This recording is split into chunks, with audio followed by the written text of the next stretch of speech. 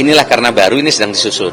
Dalam waktu dekat kami akan bertemu dengan Pak Kapolri dan Panglima TNI untuk jabatan-jabatan mana yang memungkinkan ASN bisa ada di situ. Karena tidak mungkin semua jabatan bisa ditempati oleh ASN. Kalau sekarang, apakah bisa dikatakan sebagai urgensi? Menurut undang-undang yang tadi sempat Om sebut juga ya, di Undang-Undang TNI nomor 34 tahun 2004, khususnya di pasal 47 itu sebenarnya sudah dijelaskan ya Om, TNI itu bisa menempati jabatan di instansi mana aja gitu di pemerintahan. Undang-undangnya ASN yang nomor 20 tahun 2023 yang baru banget, itu pegawai ASN berperan sebagai perencana, pelaksana, dan pengawas penyelenggara tugas umum pemerintahan. Selamat bergabung kembali di podcast Secret Story bersama saya Naura, dan hari ini kita akan berbicara mengenai isu jabatan ASN yang bisa diisi oleh TNI dan Polri, begitu juga sebaliknya. Keputusan ini sebenarnya sudah ditentang oleh beberapa aktivis demokrasi yang menganggap bahwa akan membangkitkan dui fungsi ABRI seperti di masa lalu. Salah satunya itu seperti Direktur Eksekutif dari Imparsial ya, yang mendesak Presiden Joko Widodo agar wacana atau rancangan ini tuh dibatalkan gitu. Terkait isu ini, menurut Om gimana?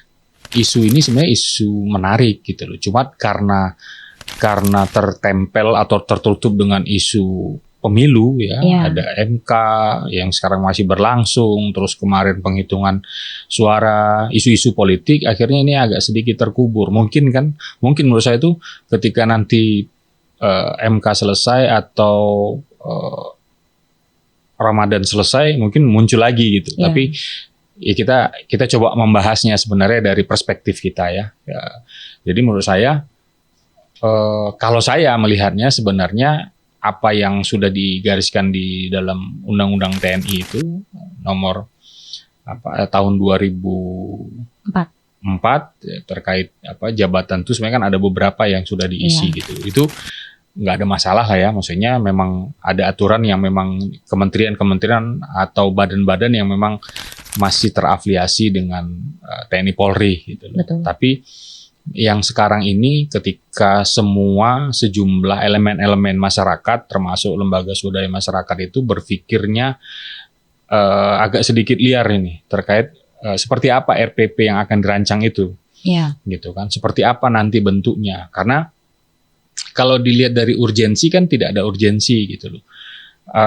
Yang menariknya di sini juga hari ini pemerintah ya kan merekrut ASN besar-besaran kan, ada PPK, ada CPNS juga gitu. Yang fungsinya untuk apa gitu?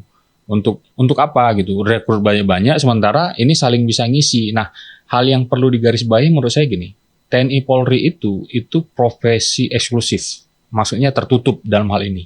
Untuk menjadi TNI Polri itu kalau misalnya jadi Tamtama, Bintara, sampai perwira tuh harus sekolah gitu. Dia ada yang kayak Tamtama Bintara, ada yang setahun atau 8 bulan, 7 bulan, terus yang perwira kalau yang dari akademi itu bisa 4 tahun, kalau yang dari PK atau proyek karir itu dia setahun. Artinya ada ilmu-ilmu yang memang yang mereka berbeda dengan pendidikan sipil. Sementara kalau posisi di CPNS atau di ASN ini rata-rata kan kuliah S1 yang mau jurusan apa, kalau ketika misalnya dia ikut tes ya kalau lolos ya alhamdulillah gitu ya kan, karena ilmu sipil gitu. Dan ketika misal mereka yang dari ASN ditempatkan di TNI Polri, walaupun dibilang seleksi ketat bla bla, itu agak akan berbeda gitu loh. Karena apa berbeda?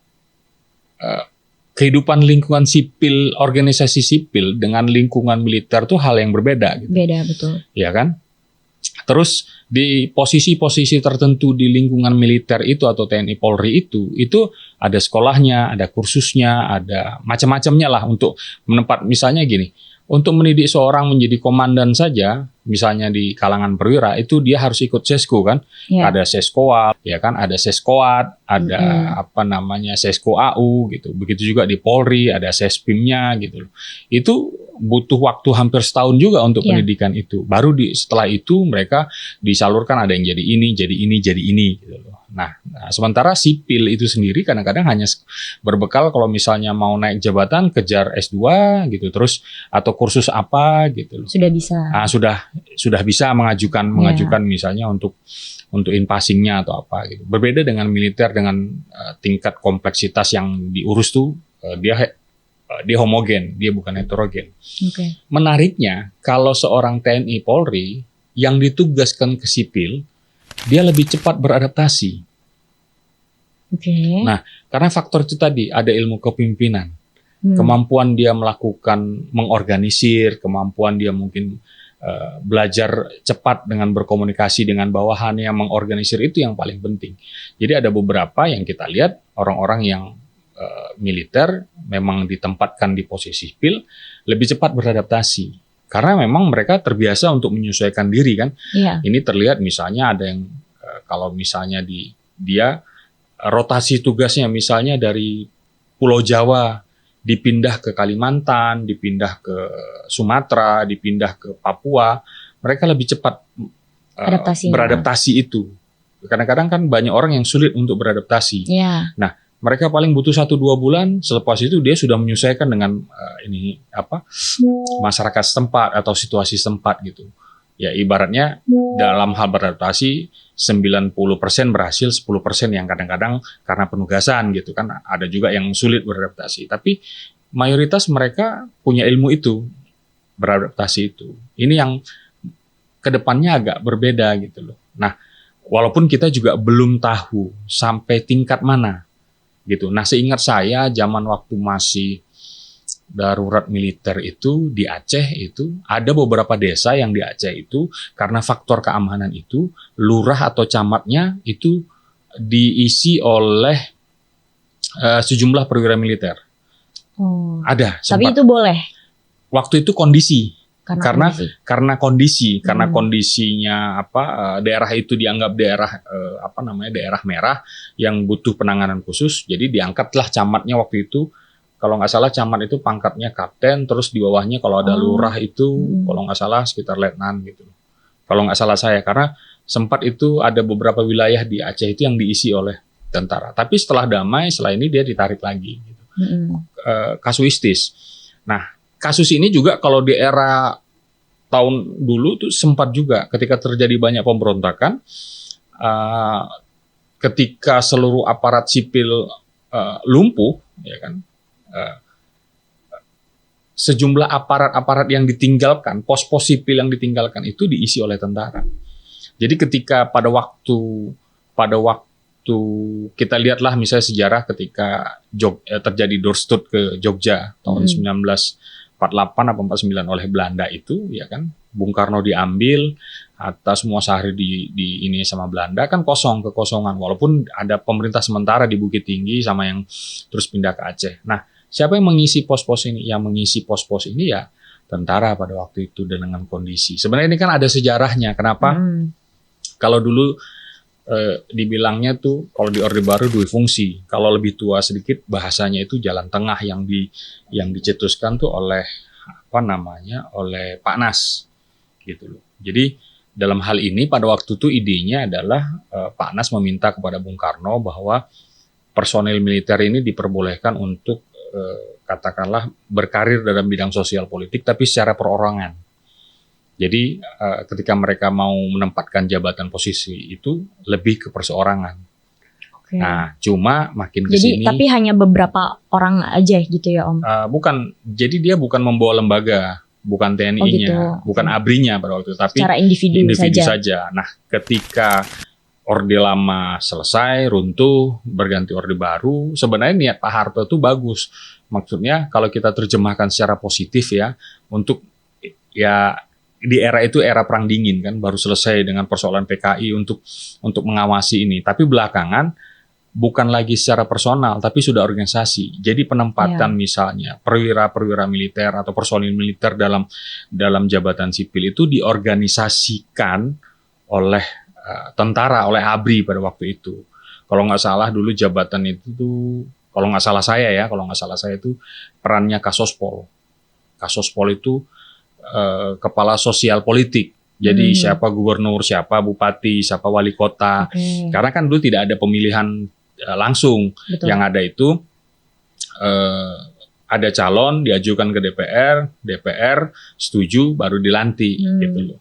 Jadi perannya dulu itu adalah kalau kayak gubernur itu adalah perwakilan tangan pemerintah pusat.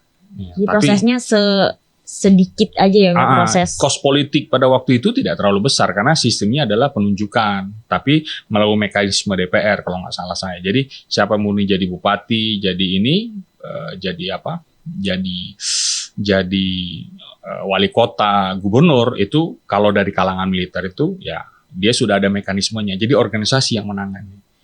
Kalau dulu, kalau di era Orde Lama itu nggak bisa dia mau jadi ini apa itu personal saja. Itu yang membedakannya gitu loh. Niatnya itu jalan tengah. Jadi biar ada peran tentara atau TNI Polri pada waktu itu, ABRI pada waktu itu tetap berada di sipil. Karena kan prinsipnya bahwa mereka berasal dari rakyat juga boleh ini gitu. Boleh berkarir di bidang-bidang jabatan itu. Saya tuh pernah nanya, udah pensiun sih, beberapa perwira-perwira itu. Dulu pendidikan di akademi itu, mereka sudah semacam berpikir, karena kalaupun saya tidak jadi jenderal di matranya masing-masing, paling tidak saya bisa jadi wali kota, gubernur, atau menempati jabatan-jabatan sipil. Pada waktu itu ada omongan seperti itu. Jadi profesional sih tentara, tapi karena ibaratnya persaingan ketat ya kan, antar letting itu ada berapa orang, jadi berpikirnya kalaupun nggak dapat jabatan di militer atau posisi militer, paling tidak saya masih bisa jabatan AB, di luar itu, gitu loh. Nah, ketika reformasi, bergantilah pada waktu tahun 2000 itu sepakat pimpinan ABRI pada waktu itu TNI mulai mereformasi dirinya sendiri terkait memutuskan bahwa tidak ada lagi jabatan-jabatan tertentu sampai keluar undang-undang TNI itu. Ya kan tahun 2004 terkait posisi yang boleh ditempatin yang masih berhubungan gitu. Iya. Gitu. Yang intinya berhubungan sama job desk-nya TNI dan Polri gitu ya Om ya. Tapi kan dari tadi yang Om jabarkan seperti yang di Aceh atau di beberapa wilayah itu diisi oleh TNI atau Polri, itu kan sebenarnya karena kondisinya urgent ya Om ya. Urgensi karena apa nggak ada orang lagi atau karena memang lagi ada suatu peristiwa gitu. Cuman kalau sekarang apakah bisa dikatakan sebagai urgensi kah gitu? Iya, makanya saya bilang nggak urgent juga gitu. Nggak ada.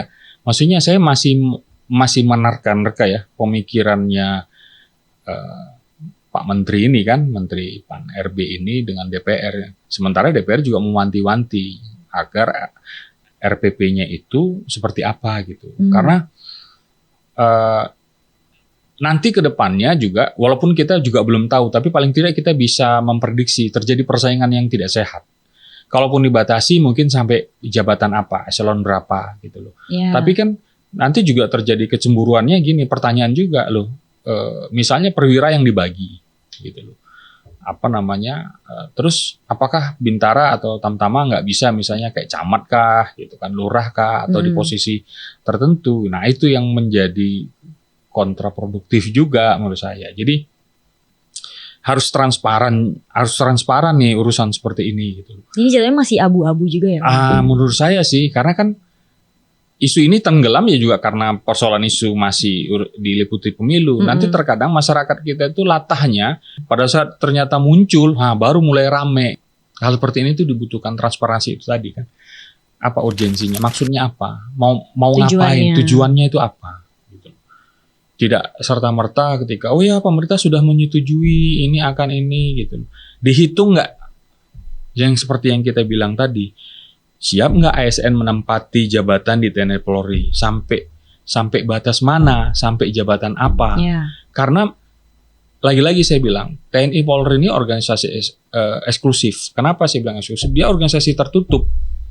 untuk masuk ke situ tuh butuh betul-betul yang namanya itu tadi pelatihan, pendidikan, ya kan, sekolah lagi. Dan mereka yang awalnya sebagai misalnya dilatih untuk bertempur, tapi mereka bisa mengisi pos-pos jabatan mereka sendiri, gitu loh, mengisi pos-pos jabatan sendiri gitu. Di tingkatan misalnya satuan batalion atau apa, itu ada yang misalnya jadi juru bayar, padahal dia tidak pernah kuliah keuangan atau apa, dia bisa apa namanya? Adaptasi, dia bisa jadi juru bayar gitu loh. Terus ada yang misalnya tidak terbiasa memegang komputer dan lain-lain, tapi karena dia dipaksa dalam tanda petik dengan kondisi bahwa harus bisa, ya dia bisa. Bukan rahasia umum, kayak misalnya hari ini banyak meme-meme atau banyak yang bilang di ASN sendiri seakan-akan itu pengangguran berseragam gitu loh. Dengan metode kerja cepatnya militer seperti apa, ya kan, itu sudah terbukti gitu. Yeah. Nah, kondisi-kondisi ini ada kondisi psikologi sosial juga yang harus dihitung. Organisasi militer itu kan jelas rantai komandonya. Iya. Ya kan, perbedaan pimpinan, pangkat, jabatan itu jelas gitu loh. Ya kan, sementara kalau di sipil ini kadang-kadang bos sama anak buah aja aku lu gue gitu kan. Nah, itu siap enggak gitu loh. Bukan tidak boleh gitu. Iya. Boleh saja karena seperti kata Menpan kan ada 600.000 lebih jabatan gitu. Nah, persoalannya kalau semua berpikir nanti misalnya ASN tidak mungkin berpikir ngapain saya masuk tentara gitu loh. Kalaupun ada, dia pasti PNS sipil kan. Tapi kan sudah ada mekanisme sendiri. Tapi kalau tentara atau TNI Polri masuk ke jabatan sipil, dia lebih siap. Secara mental dia siap, secara fisik dia siap. Betul. Gitu. Itu yang terkadang maksud saya, gimana sih cara kajiannya, cara mikirnya itu seperti apa gitu loh. Tapi yang paling penting urgensinya apa gitu loh. Toh kalau terjadi perang atau terjadi apa, pos-pos sipil ditinggalkan, oke lah diisi. Gitu. Lo sampai hari ini misalnya kayak di Papua atau daerah terpencil yang ngajar itu juga masih tentara. Di SD di pegunungan itu yang ngajar juga tentara. Iya. Nah, pertanyaannya, misalnya kita balik lagi, mana respon misalnya Kementerian Pendidikan dan Kebudayaan? Kok nggak ngirim guru? Kok nggak ngirim ini? Alasannya simpel, daerah konflik, nggak ada yang mau, nggak ada yang ini, selesai kan? Karena Indonesia ini kita punya sejarah gitu loh terkait dui fungsi ABRI ini. Toh penempatan di orang-orang militer di jabatan-jabatan sipil aja sampai sekarang masih terus dikritik kan gitu. Apalagi ini rencana besar, rencana yang mau terlembagakan yang sesuai dengan aturan. Maka saya bilang urgensinya apa? Gitu. Apakah maksudnya orang-orang sipil tidak bisa atau ASN tidak bisa? Gitu. Berarti kalau tidak bisa, siapkanlah model pendidikan seperti apa untuk menyiapkan misalnya mulai dari kepemimpinan kah, manajemen kah gitu loh. Ya, untuk memudahkan mereka adaptasi kalau gitu loh. Memang jadi. Meskipun begitu ya Om, ini menurut undang-undang yang tadi sempat Om sebut juga ya, di Undang-Undang TNI nomor 34 tahun 2004, khususnya di pasal 47 itu sebenarnya sudah dijelaskan ya Om, TNI itu bisa menempati jabatan di instansi mana aja gitu di pemerintahan. Ada beberapa misalkan seperti koordinator bidang politik dan keamanan negara, pertahanan negara, sekretaris militer presiden, intelijen negara, yang memang ada hubungannya lah gitu dengan tugasnya TNI Polri gitu di instansi mereka sendiri. Sementara kalau misalkan di undang-undangnya ASN yang nomor 20 tahun 2023 yang baru banget, itu pegawai ASN berperan sebagai perencana, pelaksana, dan pengawas penyelenggara tugas umum pemerintahan gitu. Ini sama atau beda ya Om? Ya berbeda lah. Jelas beda ya Om? Jelas beda lah. Ya gini aja kita hitungin, kalau seandainya kamu nih ya ASN dimasukkan misalnya ke Angkatan Darat, nah, bidang apa misalnya? Iya. Itu kan sipil-sipil juga kan? Nggak mungkin mimpin batalion kan? Nggak mungkin. Atau mimpin jadi babinsa mungkin nggak? Nggak.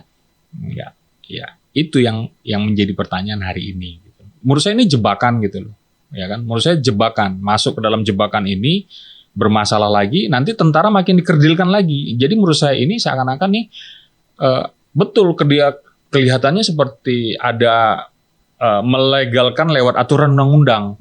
Tapi sebenarnya kayak menjebak tentara, digiring, ya kan? Terus nanti ketika sudah tergiring, ada hal-hal terjadi pelanggaran atau terjadi hal-hal yang tidak diinginkan, mencuat dunia internasional, akhirnya mengkerdilkan lagi tentara. Menurut saya ini perangkap sih, gitu loh. Jadi kalaupun penempatan TNI Polri itu ya sudah sesuai dengan undang-undangnya saja, di sini. Nggak usah lagi dimasukkan ke dalam perangkap besar ini, gitu loh. Karena nanti ketika terjadi sesuatu, kasihan juga TNI kita, atau kasihan juga Polri kita. Dia akan dikerdilkan lagi, karena kan era digital sekarang luar biasa kan, ketika membuat berita yang kadang-kadang kita tidak tahu apakah ini benar atau tidak. Iya.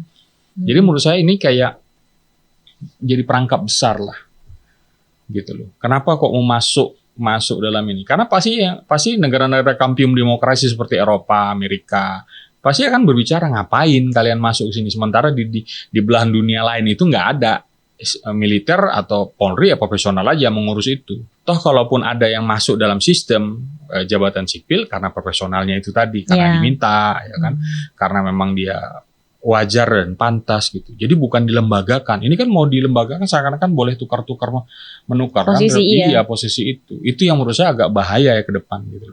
Karena saya menganggap ini tetap jebakan Batman gitu. Yang ketika terjadi apa-apa tadi yang seperti yang saya bilang, itu akan mengkerdilkan lagi gitu. Gitu. Itu yang saya nggak ngerti nih pesannya apa. Gitu. Iya, meskipun Menteri Azwar Anas bilang kalau sebenarnya rancangan ini tuh bersifat resiprokal gitu ya, timbal balik, tapi nggak tahu nanti pas eksekusinya gimana gitu. Ya kadang kan orang bisa bikin selesai. Iya kalau dia masih menjabat jadi Menpan RB, dia masih bisa melakukan pengawasan. Kalau dia selesai nggak jadi menteri, kita tahu kan yang menang siapa gitu kan. Paslon 02 sementara dia dari pendukung paslon 03 kan, gitu. Ibaratnya orang PDIP kan, gitu. Jadi menurut saya tetap bukan kita tidak berpikir positif gitu, tapi akhirnya kita berpikirnya menjadi negatif karena RPP-nya juga belum jelas. Tapi kalau kita bercermin pada undang-undang TNI, ya udah menyesuaikan itu saja. Itu sudah bagus kok, sudah sesuai gitu kan. Ada hal-hal tertentu yang kenapa dia menjabat, kenapa ini masih ada satu lingkup. Tapi ketika dia dilembagakan, itu yang menjadi pertanyaan. Iya. Mau digiring kemana ini? Gitu. Selalu saya pertanyaan mau digiring kemana? Karena militer Indonesia itu TNI Polri itu atau TNI lah dalam hal ini itu seksi sekali. Di kawasan ASEAN sendiri sebenarnya tentara kita ini luar biasa gitu. Karena ketika aturannya jelas, masyarakat juga tidak berpikir curiga kepada pemerintah ketika isu ini mencuat, dianalisis sama misalnya yang analisis militer atau analisis pertahanan luar, dia menganggap bahwa TNI Polri mau masuk dalam kewenangan sipil gitu. Itu sih. Iya. Walaupun ini masih rancangan ya, Om. Masih belum rancangan, disahkan belum disahkan sepenuhnya. Itu. Jadi ya tapi nggak tahu, coba nanti lihat pendapat masyarakat apa gitu. Oke. Ya, jadi nih teman-teman, setelah berbicara mengenai isu ini, nanti kita akan menyaksikan sedikit pendapat masyarakat di luar sana mengenai isu jabatan ASN yang bisa diisi oleh TNI Polri, begitu juga sebaliknya. Kalau menurut aku sih kontra, karena kan ASN itu lebih fokus ke pemerintahan, setahu aku. Sedangkan kalau TNI itu kan lebih ke pertahanan. Jadi kalau misalnya nanti ASN jadi TNI atau TNI jadi ASN, takutnya malah jadi lebih sulit kan adaptasinya. Kalau menurut aku sih, aku sebenarnya kurang ngerti juga ya, tapi kayaknya aku pro aja karena mungkin bisa saling melengkapi gitu. Terus selama jumlahnya dibatasin gitu kan, kenapa enggak?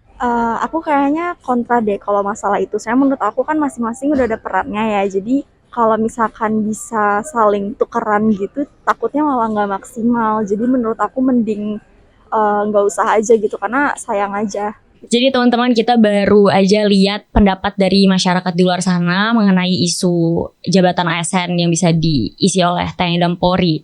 Itu gimana Om? Pendapat teman-teman di luar? Ya akhirnya kan terbukti ini pendapat ya. Iya, ada yang pro, ada yang kontra. Kan. Semua pasti ada yang setuju, ada yang tidak gitu. Nah, bagi saya mungkin itu tadi, mungkin ya kalau misalnya di tempat atau daerah-daerah tertentu yang tidak mau ASN sulit, oke lah, ya kan ada peran TNI Polri di situ untuk mengisi, terutama misalnya di daerah-daerah. Tapi kalau di daerah perkotaan, daerah kota-kota besar, ibu kota provinsi atau apa, kayaknya sih agak Sulit. Ya. Maksudnya SDM itu kan SDM-nya banyak gitu loh. Iya. SDM-nya banyak gitu. Satu, bukan mau melebihkan keunggulan militer, gitu, tapi mereka dididik seperti itu. Dididik untuk cepat beradaptasi salah satunya, dididik untuk mampu memimpin gitu. Apa contoh yang bisa kita lihat? Ya pada saat misalnya terjadi gempa, pada saat terjadi musibah, ya kan, siapa yang paling cepat ada di lapangan? Pasti TNI Polri. Siapa yang dikontak oleh misalnya bupati atau apa namanya gubernur untuk memberi bantuan? Gitu. Saya masih ingat zamannya ketika Aceh terjadi tsunami, kita semua berangkat itu, yang paling cepat kita kontak itu ya pasti ya jaringan-jaringan yang ada di militer untuk cari pesawat. Waktu itu pesawat sipil nggak ada yang berani, kita cari di Halim, ya kan, ketemu, ya naik Hercules itu berangkat. Terus ada yang misalnya bawa bantuan pakai KRI, numpang ikut gitu. Saya sendiri aja pernah ikut kapal KRI Tanjung Nusanive tahun 2004 itu, ya ini pas bulan puasa juga, akhirnya lebaran di Port Klang itu ngangkut TKI Indonesia yang diputihkan pada tahun 2004 oleh pemerintah Malaysia, itu hampir 6.000 diangkut gitu loh. Mereka yang mengangkut gitu loh. Begitu juga tsunami, kapal yang sama juga mengangkut sejumlah relawan-relawan untuk membantu Aceh gitu. Terus kapal-kapal kayak misalnya itu Indonesia, belum lagi yang kapal-kapal perangnya dari Amerika, dari luar kan? ya. Di luar. Mereka yang memang siap, mereka siap gitu. Ditempatkan di posisi sipil, mereka termasuk siap. Karena bagi mereka itu penugasan. Tapi harus jelas mekanisme aturannya seperti apa, batasannya sampai apa. Tetap didukung, tapi juga harus dikaji ulang. Iya, sebaiknya gitu. Iya. dikaji ulang. Gitu. Karena lagi-lagi orang bikin peraturan hari ini, kadang-kadang mereka tidak menghitung impact atau dampaknya di masa yang akan datang kan. Jadi teman-teman, itulah pembahasan mengenai isu jabatan ASN yang bisa diisi oleh TNI ataupun Polri, begitu juga sebaliknya. Dan setiap kebijakan yang dibuat atau dilahirkan pasti akan berdampak, begitu juga dengan kebijakan terkait isu ini. Untuk itu kita lihat proses ke depannya seperti apa. Selamat bertemu kembali di pembahasan selanjutnya.